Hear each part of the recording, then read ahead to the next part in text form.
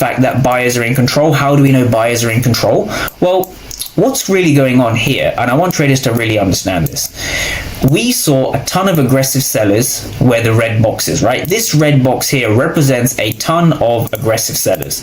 So these aggressive sellers could not really sustain price lower, because if these aggressive sellers over here were successful, they would have broken price below the Asian range, but they didn't.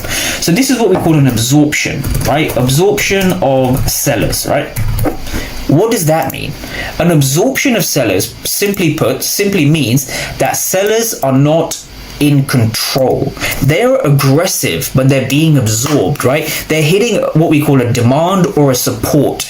They're hitting a support area over here, right? Price is bouncing off, right? 1, 2, 3, 4. Bearing in mind, this is a 15-minute chart. So we're seeing 15, 30, 40. We're seeing an hour of bouncing around this area. So we know on NQ between 23,403 and 23,000, so around about the 400, 390 region, we are seeing significantly more aggressive sellers. Therefore, the absorption of sellers tells us that there's buy limit orders resting in this region. So very simply put, we are seeing that sellers here are aggressive, right? These are aggressive sellers over here.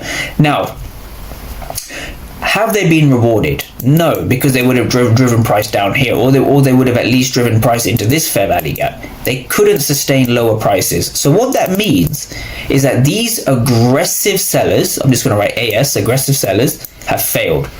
That means, right, when you see price breaking to the upside, you can take an entry here, or in a choppy market, you can take advantage of the volatility and you can enter here.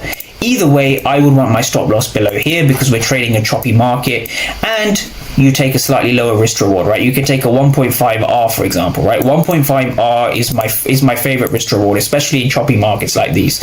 So once you understand where there are